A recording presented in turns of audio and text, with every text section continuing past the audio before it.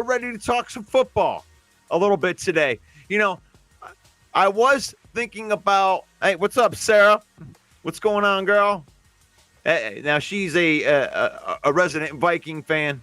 Ooh. But no, we like to represent them all. Oh, sorry.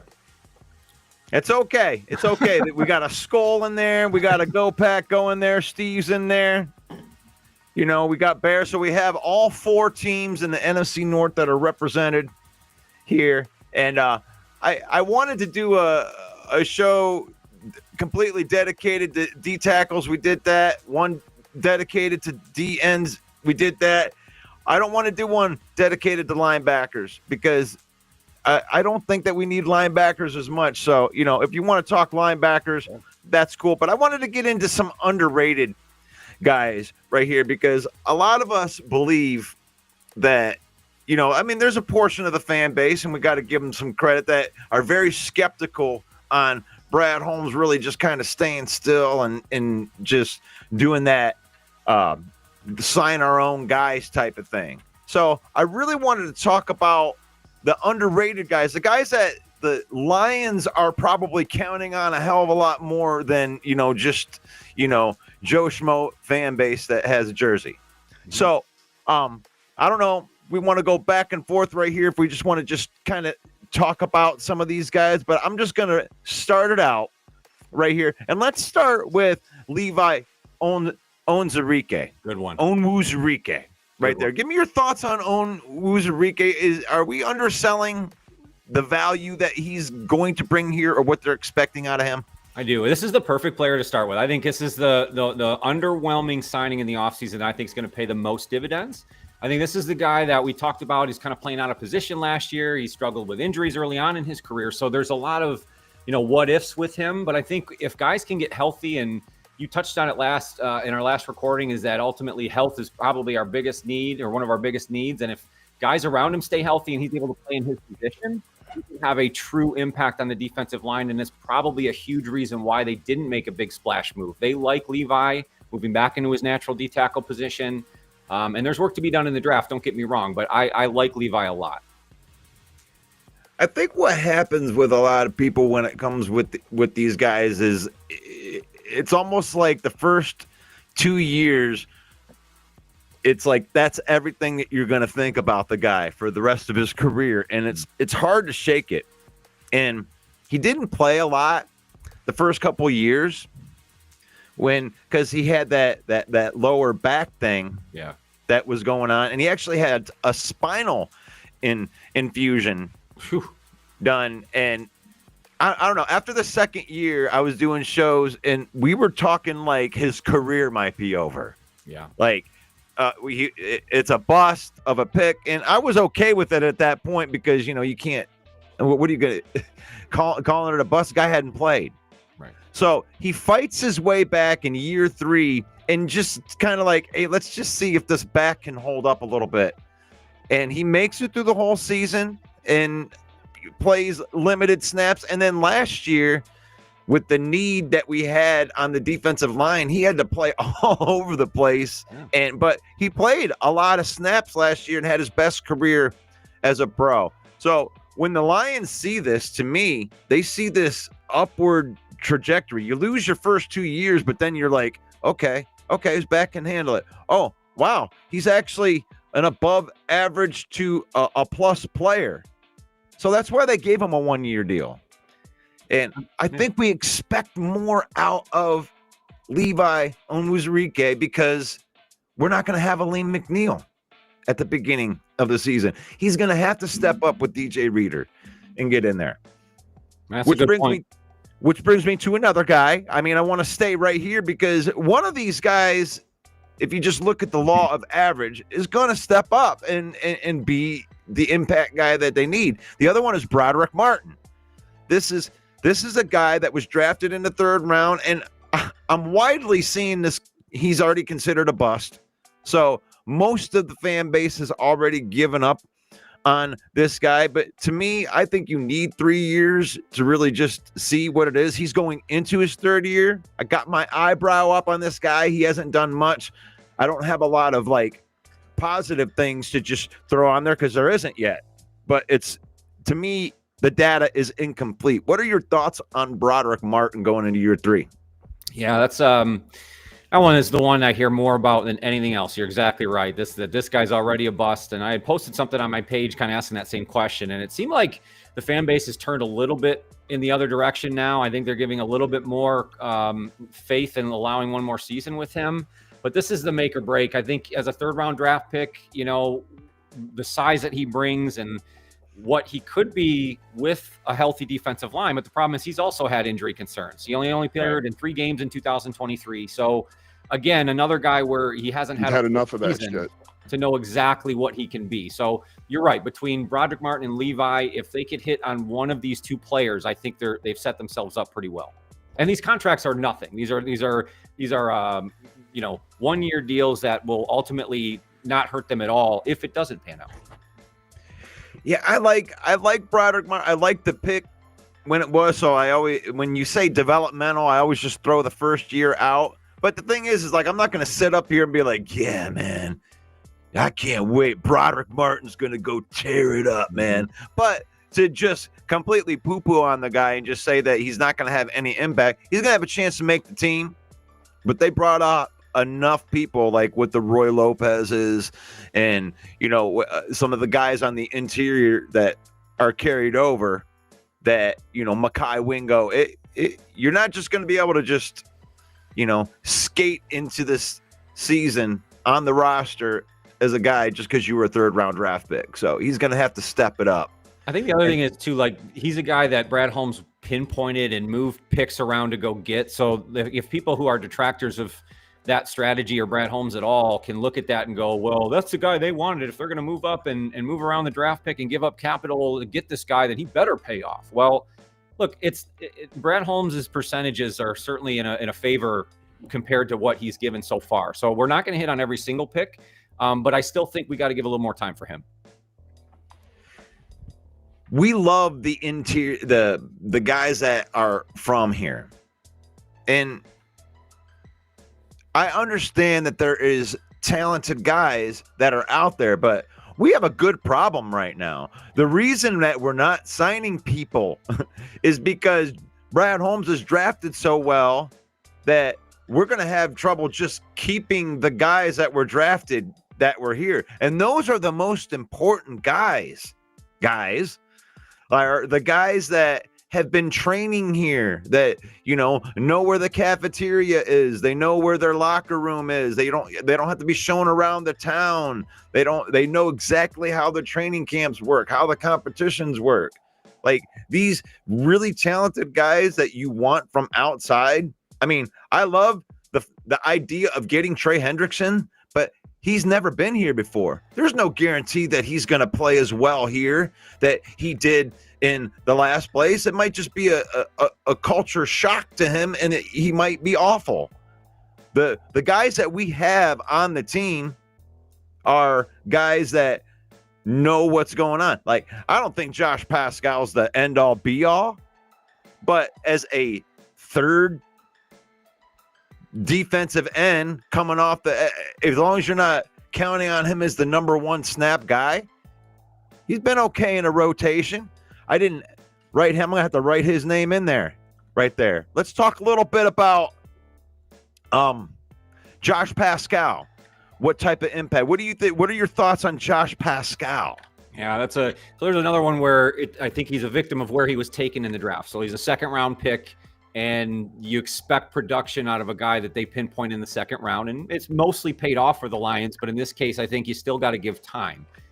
He's only been in the league 2 years. This will be his 3rd year. So this is kind of the make or break for a lot of those players if he can remain healthy. So again, I hate to keep emphasizing this, but the truth is the Lions were so hurt defensively that you cannot judge most of these players and their production based on what they gave last year. Number one, because they probably were a part of those injuries, but the other part is they're playing next to non-premier football players, and that's just not going to be the case.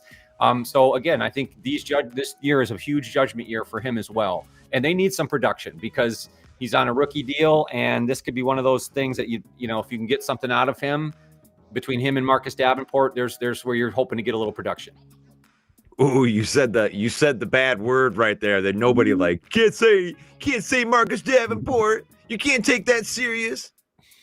And I definitely want to talk about that. We'll hit that next. But the Josh Pascal, he's in a very similar situation that Levi was last year, where you're going into the final year of your contract. You really haven't shown as much. He's one that missed a lot of his first year to that sports hernia. Because, Brad Holmes loves these guys that have the injury histories. You got to wait for them. But he has shown flashes. There's been times where Pascal has shown flashes like he could be really, really, really good. And then he just completely disappears. So with him, it's this consistency thing. He needs to learn how to be consistent. But they're going to count on him for snaps this year. Yeah. There's nobody in free agency that's going to be like a Josh Pascal without spending the dollars on it. You may be able to bring Za'Darius in. There's a couple of guys out there that could be, that you could look at the talent level and say, okay, maybe he could come in and do something. But you know what you got in Josh Pascal. That's the main point of this exercise right here. But then you got Marcus Davenport. Nobody's counting on Marcus Davenport. I'm not counting on Marcus Davenport. I don't think that you're really counting on Marcus Davenport. So the question is here, Johnny, is what if you get 14 games out of Marcus Davenport? What if it works and you just get that? Do you think that he could be a productive player? I do. And I think that he's sort of proven it that when he is healthy, he is productive. He was even good in the first few games for the Lions there. If you can put the time machine back on and go watch the highlights from the Rams game, week 1, he was a presence. And so, if you can maintain that for some period of time, I agree with you. I think they really think he could be the guy. I know nobody wants to hear that. And honestly, I wouldn't put all my chips into that basket. I'm not saying they do nothing in the draft and they don't address another edge. They need to. And maybe that helps the whole situation. But I think right now, based on the contract that he re-signed for, it's a nothing burger to the Lions. So it's like, if he gives you 12, even 10 games, if I'm them and I take the edge that I like, just develop him, put Marcus Davenport in a little freezer, and then just kind of save him for playoff time. They're not going to do that, but it's like you could just kind of cryo freeze them like they did in Austin Powers and bring them back when you need them. Now that would be something. That would be something right there. Sarah asks a question, says, when is Aleem expected to be back? And I mean, it's an ACL injury. I mean, it happened in November. So if you even just do the 9-month thing, so I guess that's the best case prognosis, right? Yeah. 9 months for ACL. That would put you at September, August, September. That's the earliest, right? That's if he's kicking ass and taking names, but I don't think they're going to do that. So really, I'd put it more like the year spot, get him back week 9, week 10, something like that. If I'm just being realistic, that's my opinion. No, you're right on that. What do you think? I based on what they came out with this week, that was like setting the tone for don't expect him back anytime soon. I feel like if they were at all excited for him, like pre-training camp or prior to the season, they would be all about it. But that was to me like the don't count on it. And I'm hearing just like you said, maybe even Thanksgiving, somewhere around that time. So it's just, I think we got to look at this as maybe a mid-season acquisition. You're bringing in one of the better defensive tackles, and then you just build your talent ahead of it and wait for him to return. That's a lot of money. It sucks that they extend him and then he got hurt in the first year, but that's part of it. Yeah, that's part of it. As I'm going into the comments right here. Davin Poop, I like that. Sarah says that my hot take: Davin Poop plays 2 games this season. That's not a hot take, Sarah. I think that's what everybody expects is I guess maybe the over-under is not make it out of training camp, and the over is 2 games. Bet on it. We're going to bite the kneecap off. Oh, we got to get in it. But that's the thing, like what I wanted to say under the radar, guys, is I watch a lot of the sports talk that's out there. I listen to a lot of the other podcasters, including you, and I don't see very many positive takes on Davin Poop, and I think that the fan base is just kind of tired of the guy that would almost be injured, and the Lions believe in him, and I'm at the wait and see part with Davenport, and if he can give me, to me, it's a bonus. If I can get anything over 5 games, I'm like, okay, cool. Give me some quality snaps, Here's my thing on the real, like you just said it. Like, and I'll just say it. Some people in general want to have a negative outlook on life, want to have a positive outlook on life. Even that applies to content creators, just like you and me. And I'm victim of wanting to have a positive spin or try to look at things in a positive light when I can, especially with my sports teams and things that I rely on, for joy. And so it's like, well, why do I want to sit here and play the negative game? But at the same time, I try to be as realistic with this as possible. But there's nothing wrong with having a positive outlook. I think too many times people want to lean on the negative because they think it gets more clicks, or because they think it attracts more people to their streams or to their lives or to their whatevers. And that's fine if that's your angle. But I think I'm not going to speak for you, Villain, but my angle is to talk Lions football and have a positive outlook on my favorite sports team who I grew up with and loved my whole life. And I'm not trying to hide that from people or spin it to anyone in a way that just makes you want to comment for no reason. So to me, that's why I joined your show, because I think you have the same kind of outlook, and we look at this in a positive light. No, neither of us are going to sit here and sell you Marcus Davenport as the answer or a Super Bowl difference maker. But we are going to look at, if he does give you 14 games and he plays the way he had played when he's been healthy, that could be a positive for the Lions and for everybody involved who likes the Detroit Lions. So that's where I'm going to stay with it, and that's how I like it. That's his story, and he's sticking to it. That's Anybody right. Hot take. To me, I like to create balance, right? So when I go out there and I'm listening to the other podcasters, if it seems like everybody's leaned one way, I like to be the devil's advocate and come in and be like, well, nobody's talking about if it works. Now, I'm not saying it's going to work. Fair. I'm just saying that you got a spectrum here, right? It can be here or it can be here. Everybody wants to say, well, he's never going to play. It's here. You want to talk here. We're all staying here. He sucks. He's never going to play. He's always injured, right? But there's this other side of it. They signed him to a deal because he's willing to work, right? Like, that's what Dan Campbell said at the owners meeting. He's like, we went to the guy. It's more up to Davenport. Fair. From what it sounds like, it's like, dude, are you willing to put in the work for the rehab? Are you willing to try to get your body right so you can play at a high level? And if the answer is yes, the other end of that spectrum over here is he could play 14 games. He could play 17 games. Guys, wouldn't that be the biggest surprise in the world? What's the over-under on that? With a plus 7,000 if Davenport plays all 17 games? Yeah. Look, that's why every Saturday and everything that Villain puts out here on this channel is why you come back and see it, because that word from Dan Campbell is exactly what they do. That's the realest answer anyone's going to give you right there, is what came out of Dan Campbell's mouth, and they go right to the guy, and he's judging it on the character and the person and the player. And they make the decision and they move forward with it. I love that from you. That's the best take of the day. I love it. I love this take right here. If Davenport plays 14 games, extend him. I'm like, hell no. If you're going to the craps table, right, and then you hit that slot machine, the best thing that you can do after you hit on that slot machine is leave, run.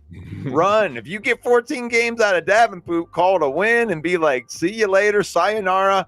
We got the new guy we've been developing for Find a the year. Cashier. Where's the buffet? That's right. The gold jackets are not going anywhere near you. No. But there's a chance that he could play there. It's maybe a small chance, but that's the other side of the spectrum on that. So there's Davenport. We've hit We hit Josh Pascal. We hit Levi Onwuzurike, and Broderick Martin. So for all of the camp that's out there that says, go out, we need more defensive linemen. We need more. Roy Lopez. We got the guys. There's guys that are there. They're in the spirit of competition. All of those guys that you want more bodies. I mean, because they're not going to go and spend $20 million or $10 million on a D tackle or an end right now. It's like the third wave of free agency. I mean, Z, you want Big Z? We're not making a mistake by not getting Big Z. We could get Big Z, but so could 31 other teams. It's not like they're running to the front of the buffet. What do you say? You say we go get Big Z? That's a great topic. I'm surprised he hasn't been scooped up yet. And I don't know what the reason is for that, because I don't know the guy personally, but he seemed like a great fit for the culture here. I mean, he just seemed to fit into like the Detroit attitude, and like he was all about going to Pistons games, and there's the correlation between the 04 Piston championship and him coming on board and the Rasheed Wallace mix or whatever. But that aside, he is talented, but I just think he might be demanding a little bit more money than the Lions really are willing to give him. And what I think is, if I'm guessing, is the Lions are going, you know what? You go try to find the contract, and when you don't, and training camp gets here and your price comes down a little bit and then you're willing to talk, they might look at it. So I think it's a possibility still, but I think it's more of a numbers game. The Big Z topic. Now, I love being able to bring to life. So if you go to the I'm going to take a little break off the side right here with this, and I'm going to get back to this because I didn't do this at the beginning, and I got to get better at this. But the Lions Villain Squad YouTube page right there, you can subscribe to it. I forgot that I had these in here. I love this about that's cool. Restream, being able to put that in there. So thank you for the support right there. You got your YouTube page as well. That's the Johnny Gaz Sports page on YouTube right there. And we have our Facebook page right there. That's the Lions Villain Squad Facebook page. And now all these are just going right into the comments right there for you. And then we're brought to you by fanatics.com right there where you can get hoodies and all that good stuff. You're going to need a whole bunch of new jerseys. So you got to, there's a ton of new numbers now. So you got to go get them. Get your Sonic Zero. Yeah. Oh, we're gonna get into that topic. All right, thank you. I want a little bit. Right. Yeah. In a little bit right here, but I wanted to talking about the Big Z thing. So the reason Big Z isn't signing with other teams right now is because he's a veteran. Okay. So if you miss the first wave of free agency, that's the big dollars. That's where you're going to get the big dollars. He knows at this point in time he's not going to get the big dollars. Now, I put this on my Facebook page in a post form, and I wrote this stuff out, this take that I'm going to do right here. But he's a veteran, and if you're not going to get the big dollars, why put your body through a training camp, or at least the first 3 weeks of a training camp? Because what do you got to prove to we already know Z can play. So I think what's going to happen is Big Z, wherever he's going to sign, he's going to wait. I don't think anybody's going to sign him, or maybe he's just not going to take the money. He's going to wait till like the second, third week of training camp. And then some team is going to lose their starting D end. And then he's probably going to go play for that team, and he's going to get a nice little chunk of change. And he ain't going to have to go through the training camp of August. That's my take on Big Z. No, who would want that if you could avoid it? I agree with you. That's a great take. I think you're exactly right. I think that's probably the move.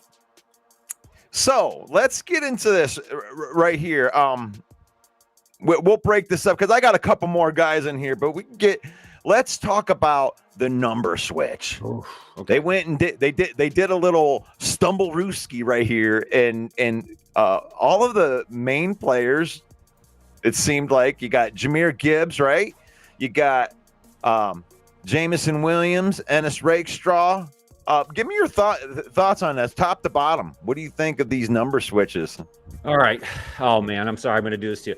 And again, in the light of positivity, right? I just sold you that. I'm going to stay there because ultimately, if the Lions win a Super Bowl, none of this matters, and I will buy a 0 jersey or whatever it has to be. But here's the deal. I've posted about this. I've looked at it. I don't understand, especially in the Jahmyr Gibbs situation, why you go from 26 to 0. I understand he's got history with the number, and I know he didn't love 26, but he established himself in the NFL with that number. He became a Pro Bowler. He was one of the highest selling jerseys in all of the NFL. I think he was number 8 last year in all of the NFL, meaning almost millions of people, if not millions of people, bought a 26 jersey, including fathers, mothers, people who struggle. Okay. People buy those uniforms trying to do things good. Okay. And when that happens and then he switches to 0 and you got to turn to your son or your daughter, whoever you bought the uniform for, and realize that that's no longer valid or that's defunct, that is an issue. Now, there's an argument to say, well, it's legendary now, or if he makes a Hall of Fame run, then that's, it's like 26 becomes valuable. Well, it's not valuable now, and they got to get rid of all those 26 jerseys. And next year at Ford Field, you're going to see mostly 26s as they transition to 0s because that's what people were buying. So it does affect people. And it is a decision that players have to think about. And it's going to cost him money as well, because the way I understand it is those unsold jerseys then fall back on the player. I don't know all the ins and outs of that exactly or what that looks like financially. But again, it does affect some, and it is a big deal to me. So it doesn't have to be a big deal to you. I understand. And again, it's about football. If they win a Super Bowl, I'll say it again, none of it matters, and we'll celebrate it regardless. And I don't hate the man, certainly. This is not a detract on the player or Jahmyr Gibbs. He's allowed to do what he wants to do. But you changed it up on a lot of people, and that does affect some. So that's where I'll leave it. I'll leave it today. Oh, I love it, man. That's a great take. And I think that you've just opened up my mind right here to something that we could do on here. And I'm not going to call it the devil's advocate. I'm going to call it the villain's advocate. I'm going to give you the villain's advocate to that. And I don't agree with either one of these sides, right? I didn't buy a Jahmyr Gibbs jersey or any of those jerseys where they made the switches. But I'm an old school type of guy. And if you own a Jahmyr Gibbs number 26 jersey, you have a piece of something that you can say that you were there when it started, right? This is a new beginning that they're going to have right here. Ben Johnson ran that type of offense. Jahmyr Gibbs and Jamison Williams have a chance to be reborn through this offense. It's going to be different underneath John Morton and David Shaw and Choice, the new offensive gurus they've thrown in there. So maybe they're just embracing that. I definitely understand it from Jamison Williams' standpoint. Mm-hmm. I mean, that was his college number. He wanted that number to begin with. It's almost like he's been like after that number for a couple of years now. Oh God, oh man, you grabbed it. Oh shoot, and then finally, okay, it's mine now. I get one. So I get Jamison Williams for sure. I like the idea of the running back room being the 5-0 because they're coming again. We're coming at you with the 5-0. Well, I'm already thinking ahead right here. Do you think that was that? I've never heard that till right this second. I swear. So I don't know. I might have made it up. No, I mean, it's a good. Now I kind of like that. So that I can roll with that. Sonic and Knuckles was cool. That might be even cooler. So I'm okay with that. And I don't mean it across the board, because I also mean like JMO thing certainly makes sense. I agree with you there. And if you're just a meddling player and you're not selling jerseys to thousands and thousands of people, I don't care if you change your number 1,000,000 times. I just think to me, there has to be a protocol or an etiquette. But again, it's up to the player. In my opinion, it's a player call. I saw in the chat that it's a money grab. That is not the case. I could not disagree with that more, because they were making plenty of money with 26. Right. So They there's might no have lost reason. money on that deal. Right. So there's no reason for them to change it. I think it was based on the player's decision, and the Lions respect that. So they're going to let the player make his call and roll with it. But I have a differing opinion. That's all. Yeah, and the thing is that opinion needs to be represented. And not like shunned. That's one thing that I see out there. It's like, I'm not here to shun your opinion. I did that for a couple years. We did all kinds of trash talk. I used to belittle people's opinions and stuff like that. And, sometimes there's some dumb takes that are out there, but they don't all need to be called out. Some people are just getting into this game a little bit. And there usually is an overwhelming, like, one or the other. That's the topics that we usually like to hit, where, both voices should be represented, and sometimes there's 3-4 voices that go along with that. So agreed. That's fair. What is your opinion on that out there? I mean, it doesn't matter what, like, even Broski Bear, even Sarah, or who, whatever team you represent, like, if your favorite player all of a sudden decides that he wants to switch his number, does that really bother you all that much? I mean, I guess I can see where that would come from. Be like, man, I just spent time. Maybe I only have 2 jerseys. Maybe I could buy 1 jersey every 2.5 years, and I just bought a Gibbs jersey, and I'm like, oh man. But in 5 years, that 26 jersey is gonna be like vintage, bro. Like, it's like, just hold on. It's like a baseball card. Don't get pissed off right now because Topps changed their format of their card. Hold on to that jersey. That's hold on fair. to that. Maybe even get it signed. That's fair. You know what? That's a perfectly fair argument. Actually, Central Scrutinizer mentions it. So collector's item if the Lions continue to win. Agreed. You just called it. Same exact thing. Sarah mentions the Moss 18 jersey. You're right. When the player skyrockets or is a Hall of Famer or wins multiple titles, absolutely. You just called it. I mean, and then you've broken the bank with what you hold on to. So there is value in it long term. And you're right. Maybe we shouldn't be as reactionary to things. So it's a good point. And here's another thing, just to throw on top of that as a caveat. What if Jahmyr Gibbs decided, or the Lions just decided that now, since he did switch to 0, that they won't sell the jerseys that have 26 on them anymore. So you do have that locked in. Now, I don't know. I don't know if they're going to do that, but that would be cool if they did. But they probably wouldn't, because I think that you can customize. If you can customize jersey, you could just have it made. But that would be cool if they discount it. You'll see a lot of discounted 26s for a little while, and you'll be able to snag them up pretty cheap right now. So if what Villain just called out, if he's going to make you a buck here, go get you a 26, stash it away in the closet, freeze it along with Marcus Davenport's body, and then we'll pull them all out many, many years down the road, and we'll see how we're doing. Love it.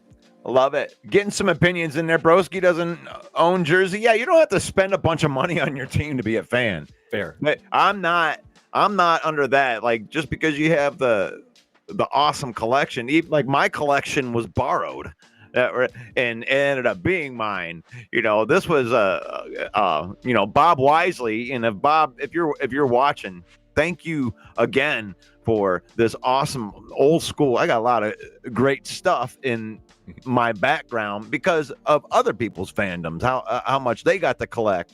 I mean, I've never been a person that's been able to afford to spend a lot of money on those types of things, but I am a fan through and through. And if you're that way, you watch you take your time and you watch your favorite team every Sunday. Kudos to you. Kudos to Sarah. Kudos to Broski. Kudos to Steve. You guys can follow crappy teams. That's okay.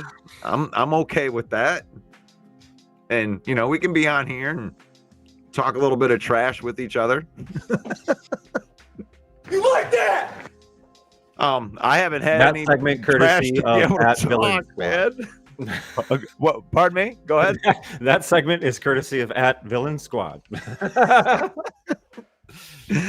We have fun. We've had a lot of fun on it. We've even gotten under each other's skin a couple of times. And that's the part where I really don't like to get deep into it, because it's like they got their wounds and we got our wounds. Like, we haven't won anything. Like, true. I mean, they always got that one on us. Well, what have you won? Well, back in 1957, Ask us how Right? many 0-win seasons we have.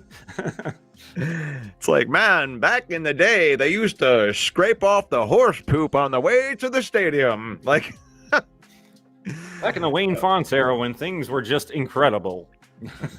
yeah, man, it wasn't. But all right, so that was a good sidebar. I like that. So now we can get back into, because I know that there was a couple of guys that you had on here that you texted me, and let's talk a little bit about your boy, Khalif Raymond.